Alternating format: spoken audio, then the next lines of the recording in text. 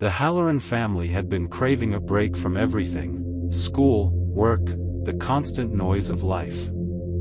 Their annual trip to a quiet lakeside cabin always felt like a reset button. As the sun dipped behind the treetops, Mark followed the GPS through rural backroads, the sky glowing soft purple. It was peaceful enough that he barely noticed when the pavement narrowed into cracked, uneven asphalt. "Did we come this way last year?" Sarah asked, leaning forward in her seat. "GPS says it's faster," Mark said, keeping his tone light. The kids were half asleep in the back, and he didn't want to spark another round of complaints.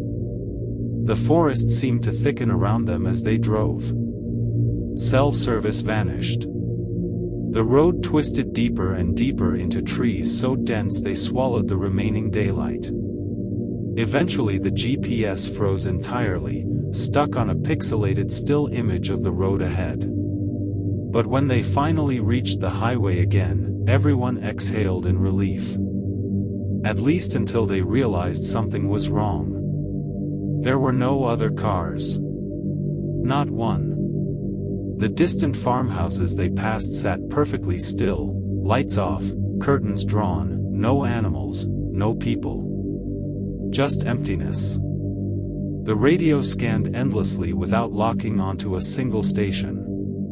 "Maybe there's an outage?" Sarah offered, though she didn't sound convinced.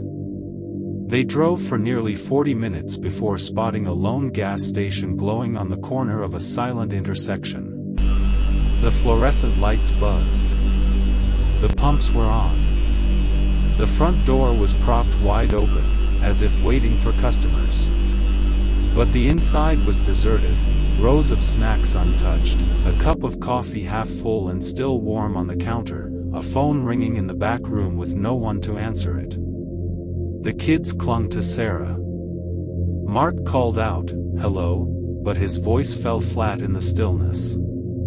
When they stepped back outside, the car alarm was blaring, even though no one had touched it.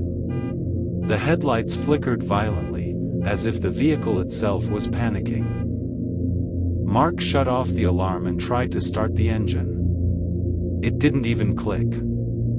Then the streetlights along the empty road blinked off, one by one, stretching into darkness like falling dominoes. "Get in the car," Mark whispered. As if something unseen loosened its grip, the engine suddenly coughed alive. They pulled out of the gas station, desperate to escape, whatever this was. But the farther they drove, the more wrong the world became. Landmarks didn't match the map. Road signs pointed to towns that didn't exist. And when they tried to turn around, the highway behind them had changed, curving in directions Mark swore weren't there minutes before. Every attempt to leave only looped them to another stretch of empty road, another abandoned house, another intersection that looked just slightly different than before. The scenery shifted subtly, like the world was breathing around them. "We're going in circles," Sarah cried. "No," Mark said quietly. "The road, it's different every time. It's not letting us out." Hours might have passed. Or minutes. Time felt thin, stretched, unreal. The sky above them was starless, just a heavy, suffocating black pressing down on the earth. Then the frozen GPS sprang back to life. A single red route appeared on the screen, one thin, unwavering line leading forward, deeper into the dark. No voice guidance. No alternate options. Just one word on the display. Continue. A low hum filled the air, vibrating through the seats, the windows, their bones, as if the world itself was waiting for them to obey.